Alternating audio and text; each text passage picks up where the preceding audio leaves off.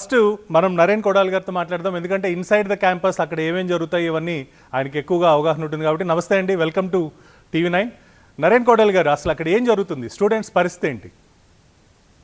నమస్తే అండి. ఇక్కడ కొంచెం విచారకరమైన పరిస్థితి ఉంది.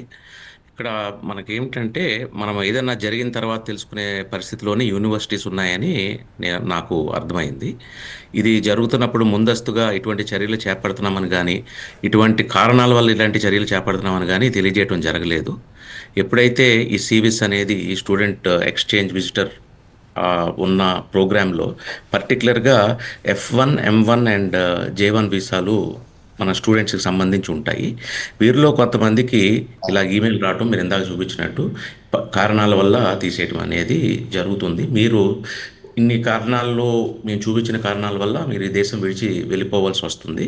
మీకున్న మార్గాల్లో మీరు ఏమి ఎంచుకోగలరు, మీరు దీన్ని ఏమి చేయగలరనే కూడా స్పష్టత లేకుండా జరిగింది. తర్వాత చాలామంది లాయర్లు, పర్టికులర్‌గా ఇక్కడ మన దగ్గర భాను గారు, జనేత గారు ఉన్నారు. ఇలాంటి వాళ్ళు కొంత ఎక్స్‌ప్లోర్ చేసి వాటిల్లో ఉన్న కారణాలు అవి కనుక్కుంటే మనకు వెలుగులోకి వచ్చింది అంటే కొన్ని కారణాల వల్ల పర్టికులర్‌గా ఇదివరకు ఫస్ట్ ఏమో స్టూడెంట్స్ ఈ హమాసు, ప్యాలెస్టీన్ అని అనుకున్నారు కానీ అలా కాకుండా కూడా కొన్ని కొన్ని తప్పిదాలని వారు ఏదైతే తీవ్రంగా పరిగణిస్తారో ఈ తప్పిదాలు వాళ్ళు పూర్వం చేసున్నా కానీ లేకపోతే రీసెంట్గా చేసి వాళ్ళు కన్విక్ట్ అయినా అవ్వకపోయినప్పటికీ వాళ్ళకి ఈ ఈమెయిల్స్ రావటము మనము అబౌట్ 1.23 మిలియన్ తెలుగు పీపుల్ ఉంటారండి అమెరికాలో. అందులో నేను అనుకోవటం ఒక 300,000-400,000 వరకు స్టూడెంట్స్ ఉంటారు. అందులో అత్యధిక భాగం ఉభయ తెలుగు రాష్ట్రాల నుంచి కూడా ఇక్కడ ఉంటారు.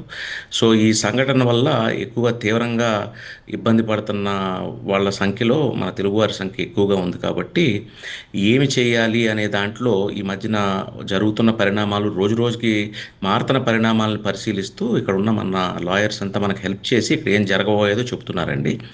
కాకపోతే ఈ నంబర్ చాలా తీవ్రంగా ఉండటము, చాలామంది తెలుగువారు ఇబ్బంది పడటంతో మేమంతా కూడా సంఘాలు అధినేతలుగాను, సంఘాల్లో పనిచేసేవారు గాను, లేకపోతే ఈ కార్యకర్తలు చాలామంది ఎఫెక్ట్ అవ్వటం అనేది పక్కన పెడితే రెగ్యులర్ తెలుగు డయాస్పోరా కూడా ఎఫెక్ట్ అవుతుంది కాబట్టి ఇటువంటి దాన్ని మేము ఎటువంటి పరిస్థితుల్లో ఎలా చేయాలి, ఈ సెల్ఫ్ డిపోర్టేషన్ అనేది అందరూ చెప్తున్నా అది లాస్ట్ రిసార్ట్గానే పరిగణించాలి, లీగల్ ఛాలెంజెస్ ఎలా చేయాలి, ఆ లీగల్గా ఉన్నప్పుడు వారి స్టేటస్ ఎలా కాపాడుకుని వారు పోరాటం చేయొచ్చు, ఇటువంటి సమగ్రమైన చర్చ జరుపుతున్నామండి. Thank you Sukumar.